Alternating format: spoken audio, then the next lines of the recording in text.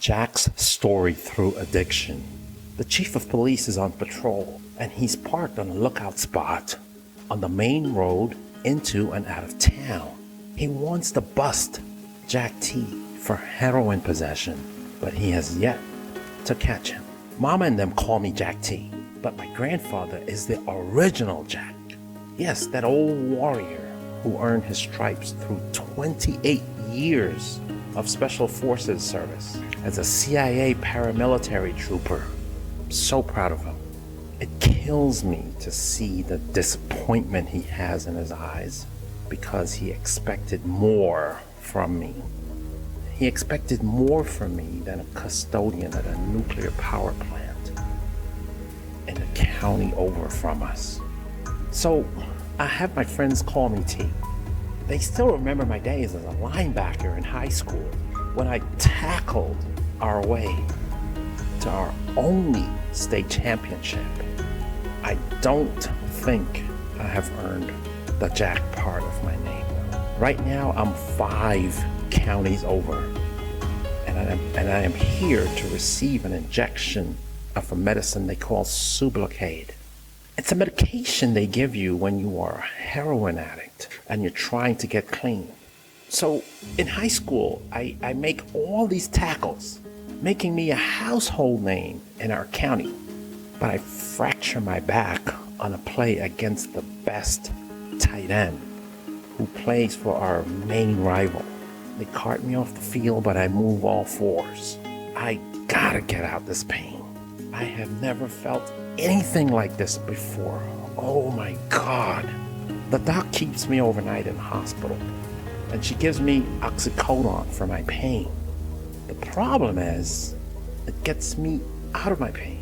As a custodian in a nuclear power plant, I experience flooding in the main laboratory on my shift. I make sure there's nothing in the low cabinets that can get damaged by the water. But what I see haunts me. A document that reads, "Proposed Secret Nuclear Waste Dump." I sneak it out of the building at the end of my shift, and I scramble to make a copy, and then I take it back the next day. I get arrested for trespassing when I sneak into the area of the proposed site in the county over from us, where there's now a 24-hour construction site going on at the dump site. My boss offers me a promotion if I return my copy of the document and we forget about everything. I tell him I've got to think about it. 2 days later, my doctor calls me and she tells me that she can no longer refill my pain prescriptions, effective immediately. You see, the doc is married to my boss's brother. So is this a coincidence? But in the meantime, I'm running out of my pain pills.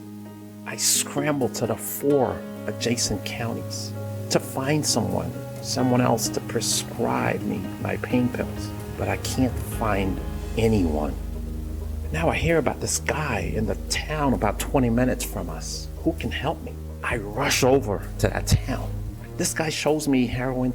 I begin to lie to my wife, anything to get me that stuff that numbs my pain in my back. That brings me back to this day, only that I don't remember how I got here to this clinic 5 counties over.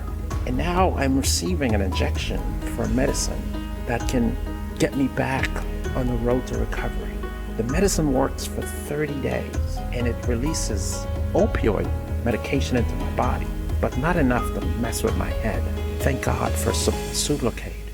But what I learned is that my grandpa used his special forces skills to get me here. He knew the police was hunting me down to catch me red-handed with heroin. So he spiked my drink with something.